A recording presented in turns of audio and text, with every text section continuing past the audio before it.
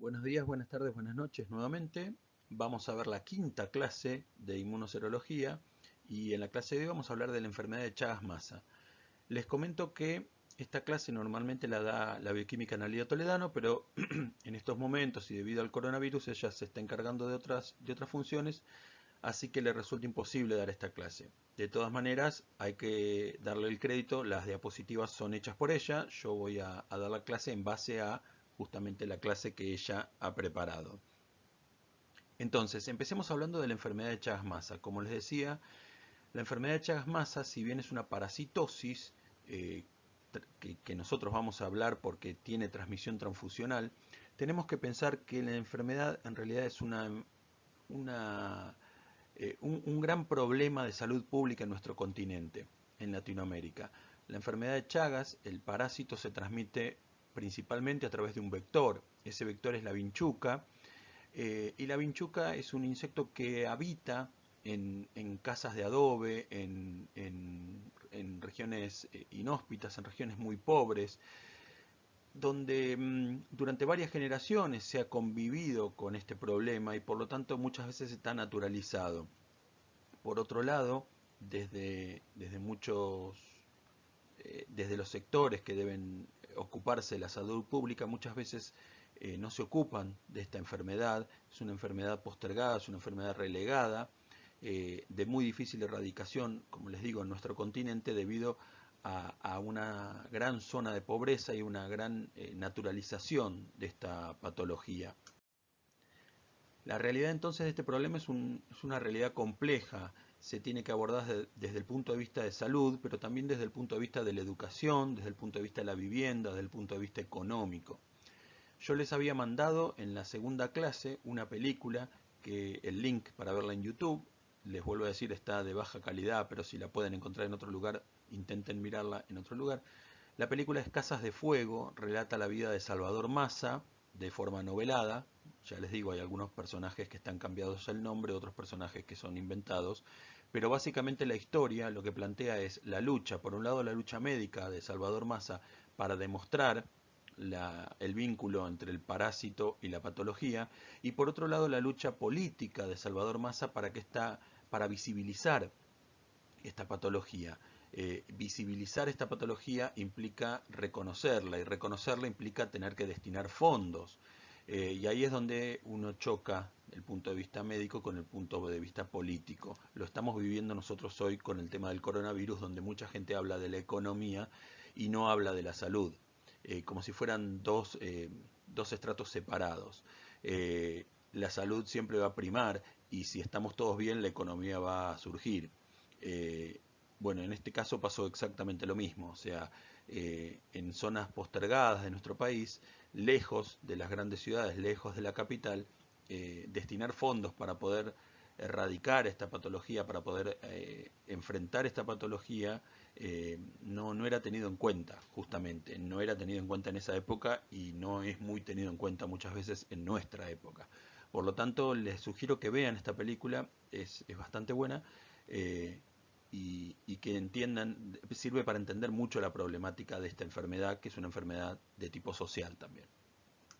Entonces, para poder hablar de la enfermedad de Chagas, vamos a ir desglosando los distintos aspectos de esta patología en las próximas diapositivas. Primero nos vamos a preguntar de qué se trata esta enfermedad del Chagas, cuál es el agente etiológico, quién es el causante de esta enfermedad, quiénes son los posibles pacientes, quiénes pueden infectarse, cómo es que se transmite esta enfermedad. Obviamente sabemos que por sangre, por eso la estamos dando, pero es la principal vía de contagio, existe otra posibilidad de contagio. ¿Por qué nos interesa su detección en el banco de sangre? Obviamente por lo que les estoy planteando, porque se transmite por sangre, pero vamos a ver cómo. ¿Y cómo podemos diagnosticarlo? ¿Cuáles son los distintos métodos que tenemos para poder diagnosticar esta patología? La enfermedad de Chagas-Massa, o mal de Chagas, su nombre científico es Trypanosomiasis americana, porque está producida por un tripanosoma en nuestro continente, obviamente en el continente americano. Es una parasitosis, está causada por un parásito, el Trypanosoma cruzi. Es una zoonosis porque se transmite también a través de un vector animal, ¿sí? Que es la vinchuca, el Triatoma infestans. y es endémica en nuestro continente desde México hasta el sur de Argentina y Chile, donde existan vinchucas. El Trypanosoma cruzi, como dijimos, es el agente etiológico, que es un protozoo, es un parásito unicelular, es microscópico, es eucariota, pertenece a la familia de los Trypanosomátides, del género Trypanosoma, y en particular a la especie Trypanosoma cruzi, que es el causante de esta patología. Este agente etiológico, el Trypanosoma cruzi, tiene la capacidad de cambiar de forma. Tiene tres morfologías distintas que vamos a ver que en distintos ciclos de la vida infectiva del parásito va adquiriendo. Tiene forma de epimastigote, tiene forma de tripomastigote y tiene forma de amastigote. La forma de amastigote ocurre en el ser humano, la forma de epimastigote ocurre dentro del vector de la vinchuca y la forma de tripomastigote es la forma infectiva por la cual la vinchuca infecta al ser humano y a su vez adquiere estos parásitos chupando sangre de un ser humano infectado. ¿Quiénes son entonces vulnerables a la infección? Bueno, como hemos visto, los vertebrados pueden ser mamíferos en general, obviamente incluimos al hombre, y dentro de los vertebrados el parásito se multiplica en las células de estos seres vivos, pero a su vez utiliza un vector. Ese vector, en este caso es la vinchuca, donde también el parásito se puede multiplicar dentro de su tubo digestivo. Además de la forma vectorial de transmisión, que es la forma más común, la más predominante a través de la vinchuca, como hemos dicho, existe también la forma vertical de transmisión, transmisión de madre a hija, madre que está infectada y que no lo conoce, muchas veces ha transmitido de forma vertical a sus hijos y por ahí sus hijos crecieron sin saber que tienen esta patología y se enteran cuando tienen 30 años. Además está la forma transfusional o por trasplante de órganos y por eso nosotros estamos viendo este agente patógeno en esta materia. También hay una forma de transmisión oral. En Brasil, por ejemplo, se consume mucho el jugo de azaí, el licuado de azaí, un jugo frío, que se produce con la producción de un frutito, el fruto de azaí. Se ha demostrado que en la trituración de estos frutos muchas veces se trituran vinchucas que viven en estos, que son atraídas por estos frutitos, y en esa trituración de las vinchucas queda el tripanosoma en el jugo. Y ese tripanosoma ingerido se ha demostrado que es infectivo. Por lo tanto, si este jugo no es pasteurizado, puede llegar a ingerirse por pisotear, por destruir al insecto que contiene el parásito y esos parásitos quedar en la producción. Sí, es medio asqueroso, pero bueno, sepan lo que es así. Y por otro lado, por accidentes laborales, digamos, pueden haber accidentes en los cuales uno se inocule de forma accidental el parásito. Como les decía, la vía de transmisión vectorial es la forma más común de transmisión de esta patología. El vector en este caso es un insecto del orden de los hemipteros, de la subfamilia de los triatominos. Existen alrededor de 114 especies de triatominos en toda Latinoamérica. En nuestro país son 9 los que han sido identificados. Y dentro de esta familia de los triatominos tenemos 3 géneros distintos: el triatoma, el pastrongyllus y el rhodnius. En nuestro país, el Triatoma infestans es la vinchuca común, la más común que se ha visto, es el principal vector de transmisión del Chagas. El Triatoma infestans, como ven acá, es uno de los triatominos. Por lo general se los puede identificar por esas rayitas que ven en su abdomen, las diversas coloraciones.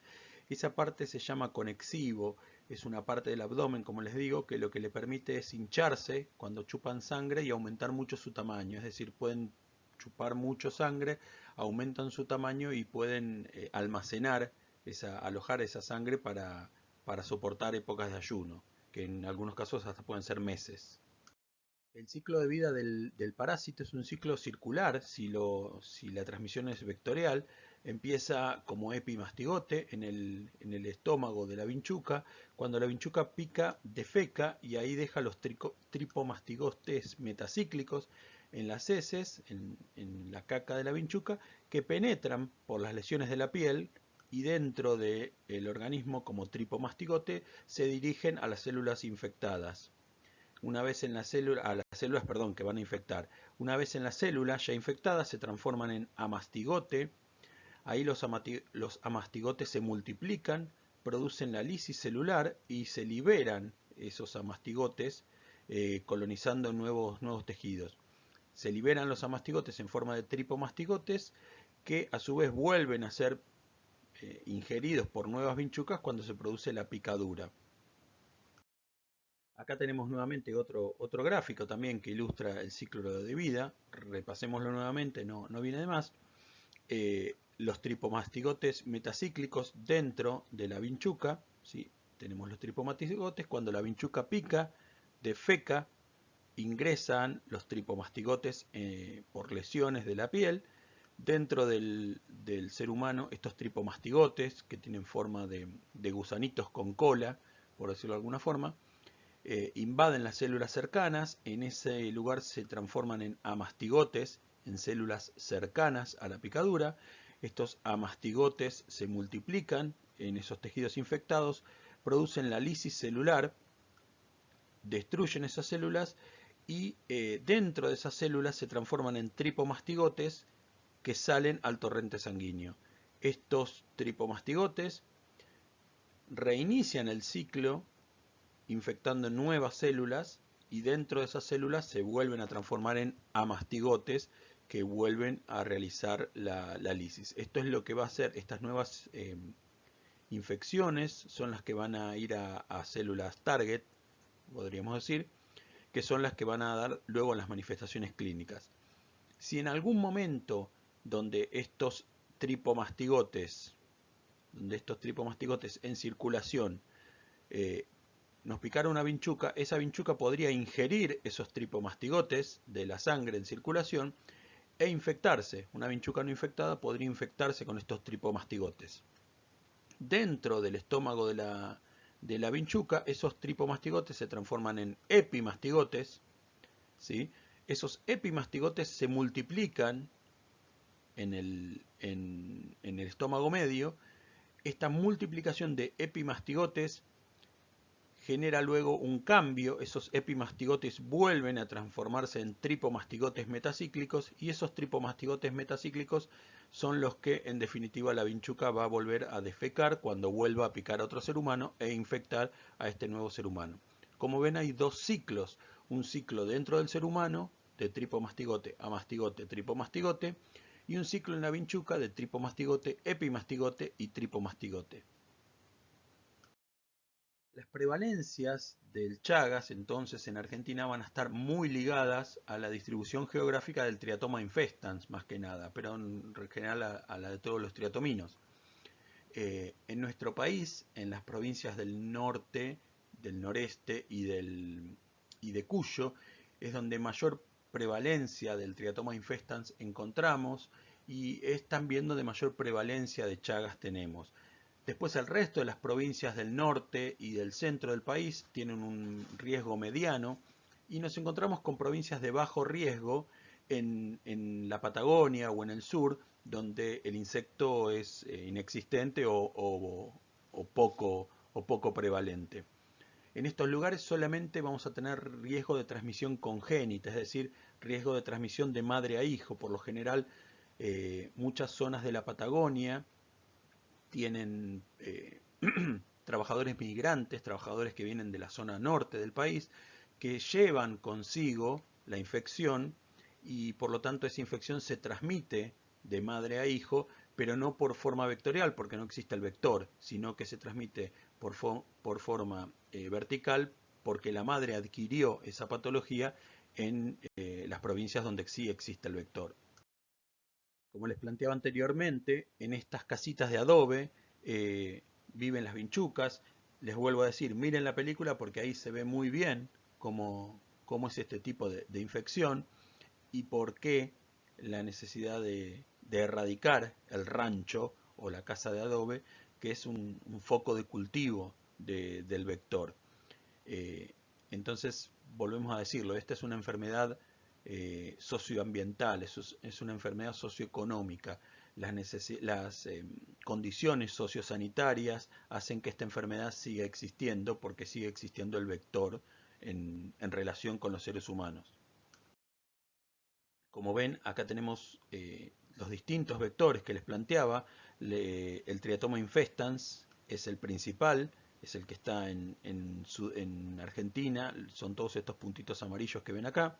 Después en Brasil, el Pastrongyllus megistus, ¿sí? Es el segundo vector principal, y luego otros triatomas en el norte, en la zona del Caribe, son los responsables de estas patologías. Donde no existe el vector, hemos visto que hay transmisión vertical. También, obviamente, donde existe el vector, existe el riesgo de transmisión vertical, y de hecho también se da en madres de zonas endémicas que transmiten verticalmente el parásito. La transmisión vertical de madre a hijo puede ocurrir en fase aguda o en fase crónica. Recordemos que el parásito hace nido en el músculo, músculo cardíaco, músculo digestivo, y cada tanto ese parásito en forma de amastigote sale a circulación como tripomastigote, y en este caso esos tripomastigotes pueden trasplazar placenta, puede haber una transmisión transplacentaria, y eso generar incluso aborto o niños muertos, nacimientos muertos.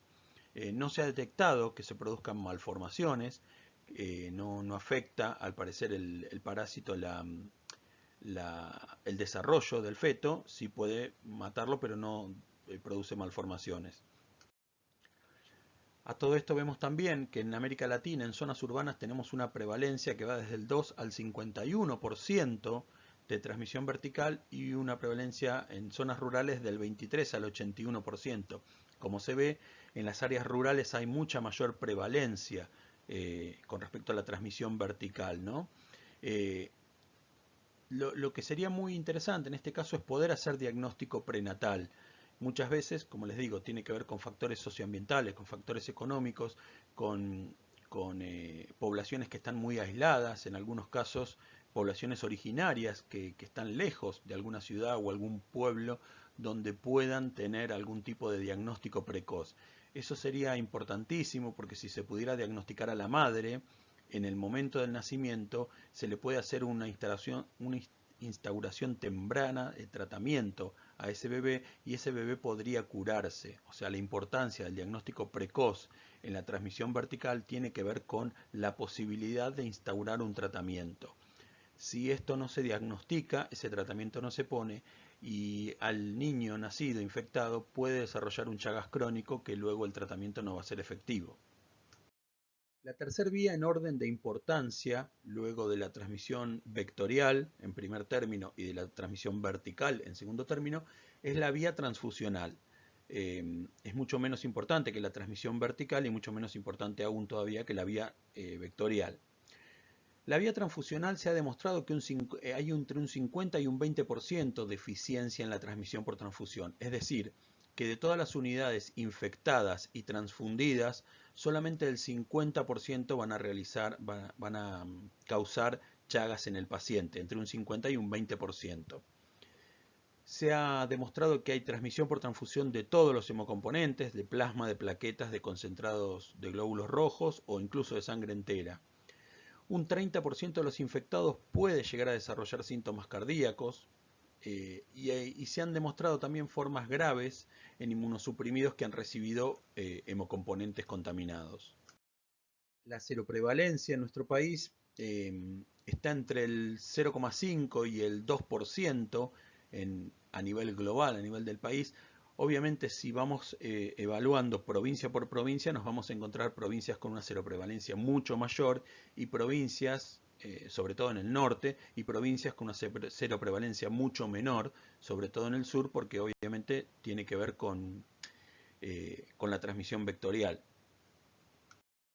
Como en algún momento les he planteado, la enfermedad de Chagas es una enfermedad endémica en Latinoamérica. En nuestro continente existe el Chagas.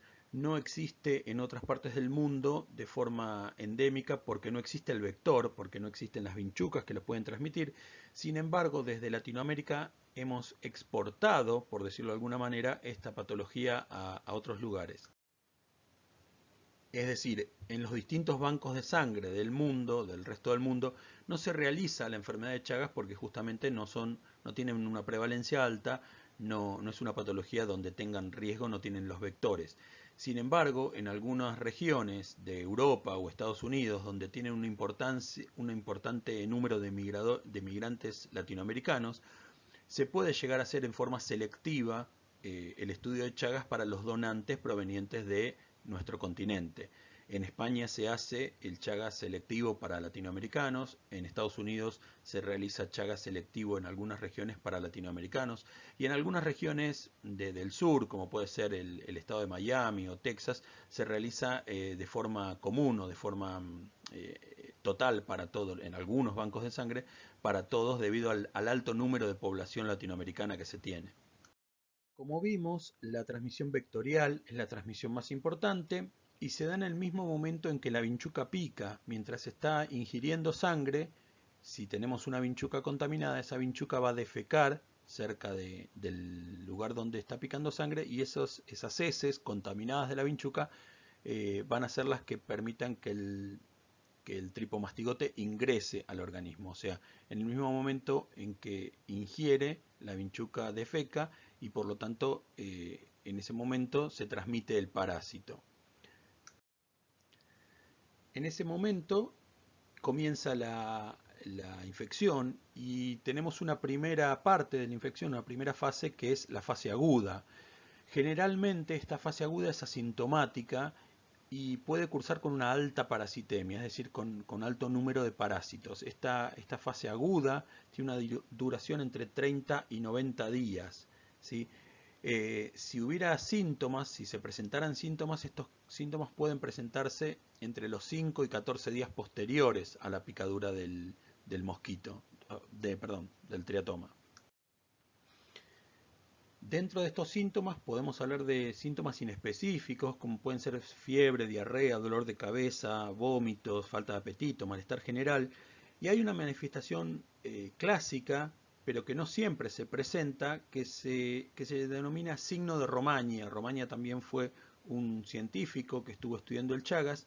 Este signo de Romaña consiste en la hinchazón de uno o de los dos párpados. En general, el signo de Romaña se da cuando la vinchuca pica en la zona periorbital, alrededor de los ojos. Entonces, en este caso vemos, como vemos acá en el ojito derecho del bebé, la inflamación de estos párpados, que es lo que denominamos signo de Romaña. Luego de la fase aguda, que como vemos es sintomática o asintomática, un 30% de los infectados puede evolucionar hacia una fase crónica. Esa fase crónica se puede desarrollar luego de 20-25 años. Hay entre un 60 y un 70% de los infectados que desarrollan una patología crónica sin síntomas, sin signos, sin ninguna manifestación clínica aparente. Estos pacientes crónicos y asintomáticos son los que, desde el punto de vista del banco de sangre, tenemos que tener cuidado. Como les decía, es gente aparentemente sana que con la mejor buena voluntad viene a donar, se acerca al banco de sangre a donar y no saben que están infectados porque nunca manifestaron ningún síntoma. Entonces, con las pruebas serológicas, las pruebas serológicas son la herramienta que nos permiten a nosotros detectar a estos pacientes crónicos y asintomáticos. En el caso de la transmisión vertical, cuando los chiquitos nacen infectados por una transmisión congénita, muchas veces puede darse que no tengan ningún síntoma en el nacimiento. Puede haber bajo peso, puede haber prematurez, puede haber algún tipo de inflamación en vaso y en hígado al nacer, pero son criterios muy, muy borrosos que pueden pasar desapercibidos. Y por lo general esos chiquitos van a desarrollar un Chagas, no van a presentar síntomas hasta que desarrollen en la etapa crónica alguna de estas patologías. La miocardiopatía chagásica, el Chagas cardíaco, por decirlo de alguna manera, cursa con arritmia, hay insuficiencia cardíaca, se puede dar tromboembolismo apical en la punta del corazón, eso puede generar muerte súbita. Hay miocardiopatía dilatada, es decir, el corazón se termina ampliando. Esto ocurre porque el parásito invade el tejido cardíaco deja de tener funcionalidad y el corazón, para poder trabajar a la misma capacidad que un corazón sano, se exige mucho mayor y esto genera una miocardiopatía dilatada. Es decir, para poder cumplir con las expectativas de lo que necesita, el corazón termina exigiéndose más y eso va a generar esta dilatación y esto va a terminar derivando en una insuficiencia cardíaca. En el caso de las formas digestivas, del Chagas digestivo, vamos a ver también formas ampliadas de colon o esófago debido a la infección de estos músculos también por los parásitos.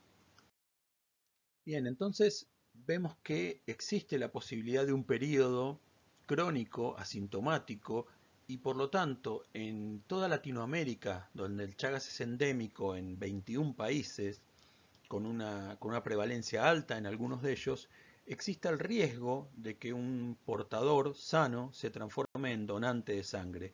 Por eso desde el banco de sangre nos interesa la detección de esta patología porque tenemos una prevalencia alta en el continente y es una patología crónica y asintomática, con posibilidad de transmisión transfusional.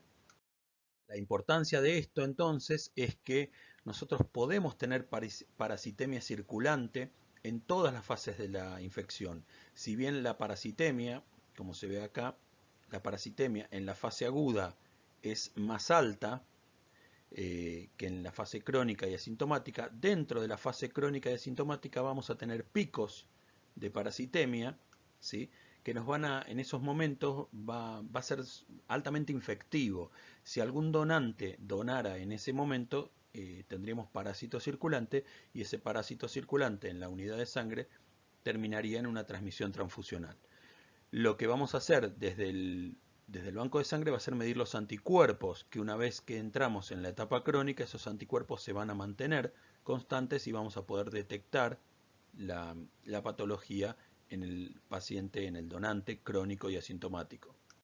Nosotros hemos visto en la primera clase que la Ley Nacional de Sangre, la 22990, a través de la regulación que dictan las normas técnicas y administrativas del año 2013, dictamina que tengamos que hacer dos ensayos para Chagas, uno de lisado y uno de recombinante, para la detección de este parásito, teniendo en cuenta la prevalencia en nuestro país y el riesgo de transmisión transfusional.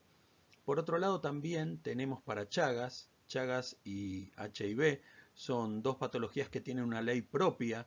En nuestro caso, la ley 26.281 es la Ley Nacional de Lucha contra la Enfermedad de Chagas, que dictamina algunas de los pasos a seguir y de las medidas que tomar para la lucha nacional contra esta enfermedad que nos afecta tanto. Esta ley de Chagas, además de plantear que son obligatorios los controles serológicos en donantes y en receptores de órganos, tejidos y sangre, lo que plantea también es la obligatoriedad de la realización y notificación de las pruebas diagnósticas en toda mujer embarazada, en los recién nacidos, en los hijos de madres infectadas hasta el primer año de vida y en el resto de los hijos menores de 14 años de las mismas madres.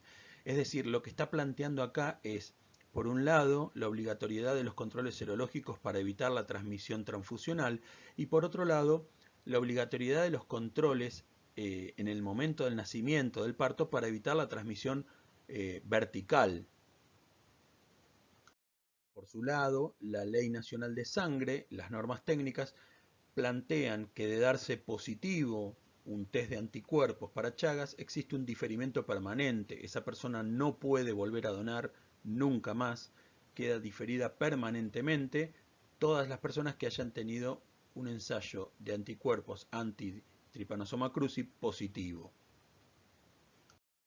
Para poder hacer estos ensayos, estos estudios, existen dos formas, o los métodos directos, donde lo que se busca es la existencia directa del parásito, o los métodos indirectos, donde lo que se buscan es la presencia de anticuerpos dirigidos para este parásito.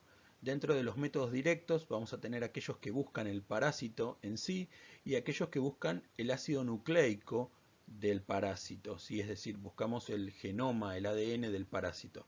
Estos estudios de biología molecular todavía están en vías de estandarización, porque no tienen una detección establecida, no tienen un gold standard, no tienen una normatización general. Los métodos indirectos son los que vamos a utilizar en el tamizaje, los que vamos a utilizar de forma rutinaria para la búsqueda de anticuerpos en el banco de sangre. Entonces, ¿cuándo los utilizamos? Bueno, en la fase aguda, si suponemos que ha habido algún tipo de infección en ese momento, se utilizan los métodos directos, porque los métodos directos van a estar buscando el parásito circulante y como estamos en fase aguda, podría pasar que todavía ese paciente infectado no haya desarrollado anticuerpos, con lo cual podríamos no encontrar anticuerpos, pero sí encontraríamos el parásito circulante. En la fase crónica se utilizan métodos indirectos porque buscamos, sí, ahí en este caso, el anticuerpo que ya desarrolló ese paciente.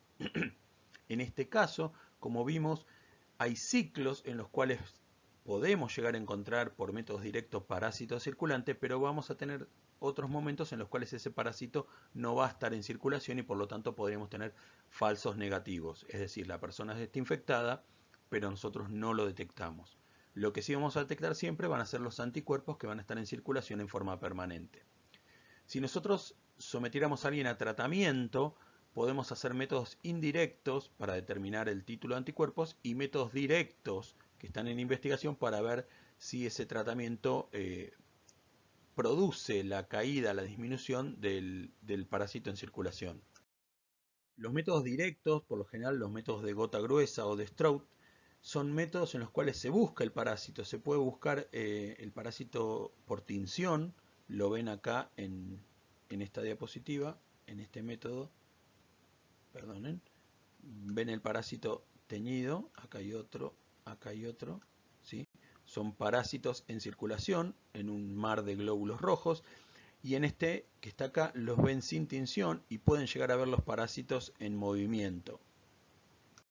Otro método directo que se puede dar es el hemocultivo, se puede cultivar la muestra en suero fetal bovino, se cultiva en estufa a 28 grados y se observa a los 30, 60, 90 y 120 días. ¿Sí? La idea en este caso es que se pueda cultivar este parásito en estos medios y obtener un mayor número de parásitos para que sea más fácil la visualización. El otro método directo es la reacción en cadena de la polimerasa, la PCR, que en realidad se basa en la amplificación de un fragmento específico del ADN del Trypanosoma cruzi. La búsqueda de ese fragmento específico del ADN hace que nosotros podamos amplificar ese material genético y amplificando ese material genético tener reactivo o no reactivo siempre y cuando se haya amplificado. Para este método, para la reacción en cadena de la polimerasa, no hay técnicas comerciales, no hay paneles de control, no está estandarizado. Por ahora está en experimentación, ¿sí? Solamente se realiza a modo de investigación. Todos estos métodos que vimos, los métodos directos, buscan en sí el parásito en circulación, lo volvemos a decir, pero no son métodos prácticos a la hora de la detección, no son métodos sensibles para detectar la patología crónica. Puede haber momentos en los cuales este parásito en circulación no esté y además son métodos individuales, laboriosos.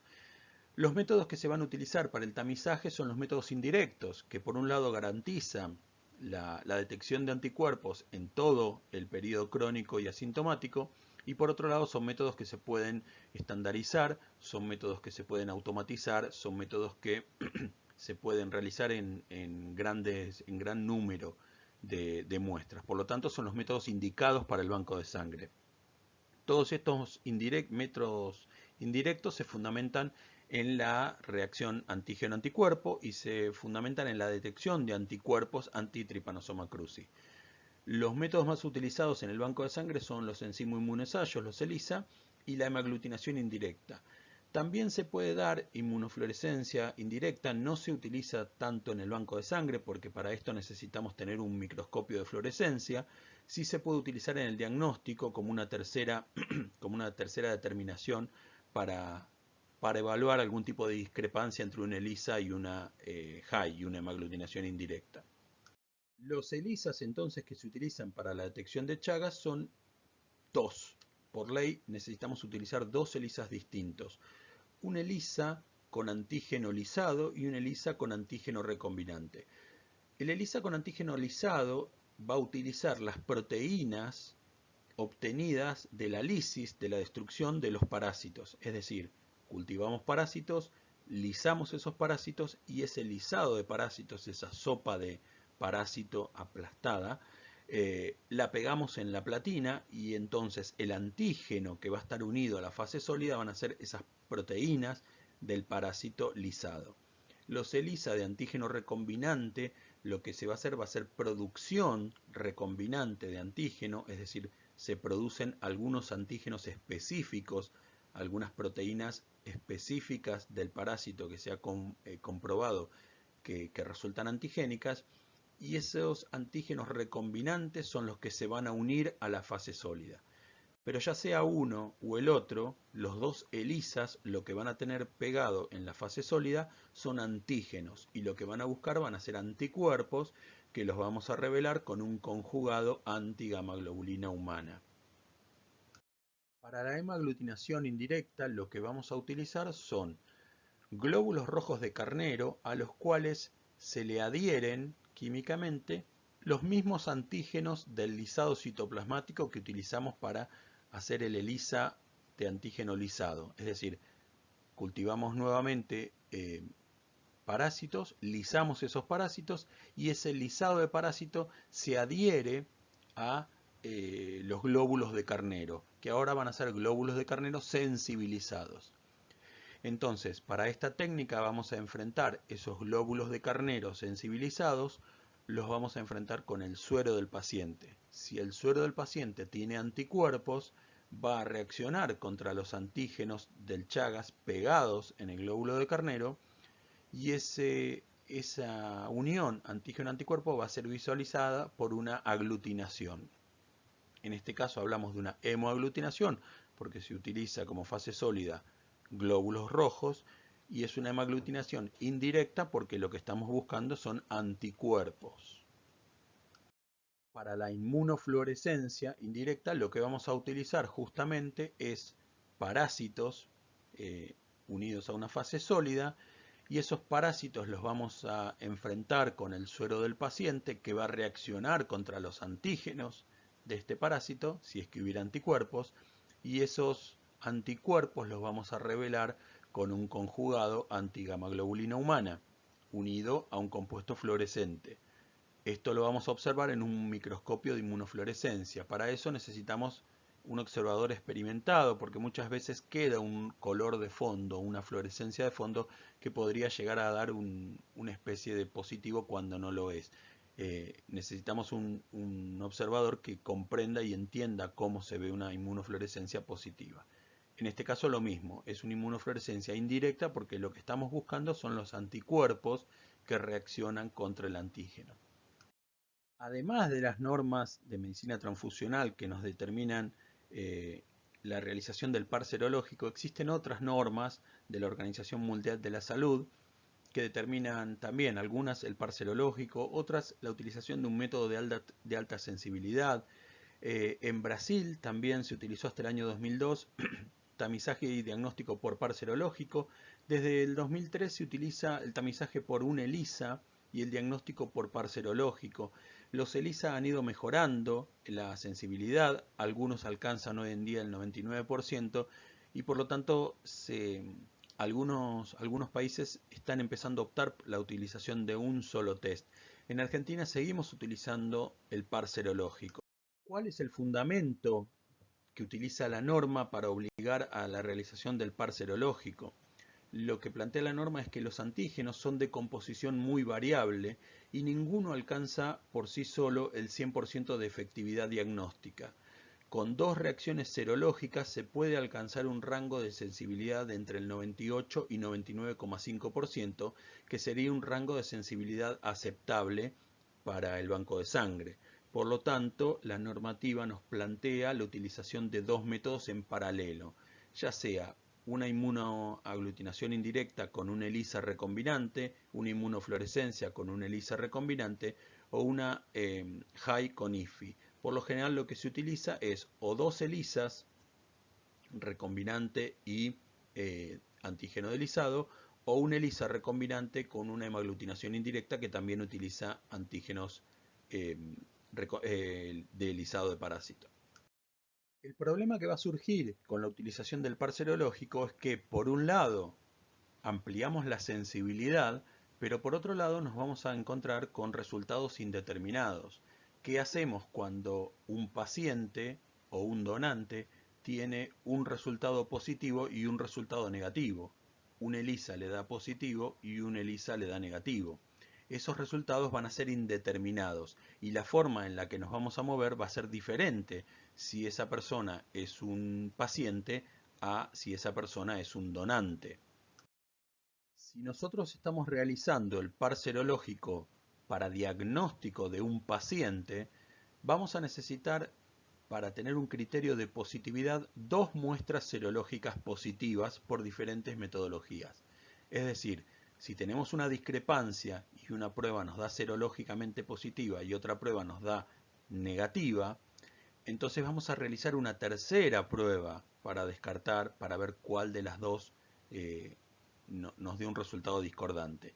Es decir, para un paciente yo solamente lo voy a tomar como positivo cuando tenga dos pruebas serológicas positivas, diferentes, por diferentes metodologías. En cambio, para un donante, en un tamizaje, nosotros vamos a realizar dos técnicas serológicas diferentes, de antígenos diferentes, una de lisado y una de recombinante, y solamente un resultado reactivo es suficiente para diferir al donante y descartar la unidad. Es decir, si me da una prueba positiva y una prueba negativa, el donante se difiere, la unidad se descarta y a ese donante lo cito, le informo que tiene una prueba positiva, que tiene la otra prueba negativa y lo derivo a un centro para que le realicen la tercer prueba ya como paciente, para poder diagnosticarlo si es positivo o no. Pero como donante, la unidad se descarta con un solo resultado reactivo. Para finalizar vamos a hablar del tratamiento. El tratamiento para Chagas es un tratamiento con el fármaco benznidazol o con nifurtimox. Son antiparasitarios que en realidad actúan sobre los tripomastigotes y amastigotes evitando que se multipliquen. Son drogas teratogénicas con muchísimos efectos adversos.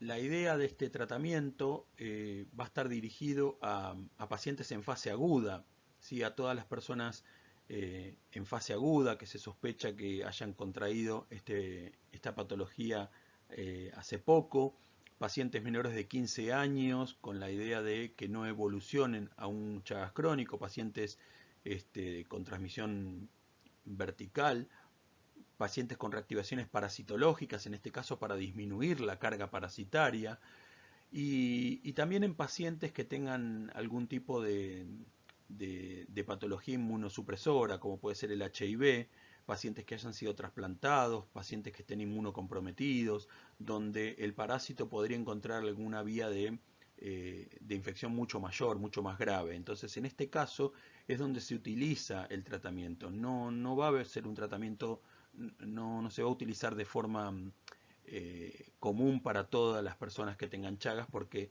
en pacientes crónicos y asintomáticos no tiene demasiado éxito y las complicaciones que pueden tener son mayores que los beneficios que podrían llegar a dar. Hasta acá entonces la clase de Chagas del día de hoy. Les voy a enviar también un apunte con lo que hemos hablado en clase, y cualquier duda que vuelvan a tener me pueden escribir por mail. Nos vemos la próxima, saludos.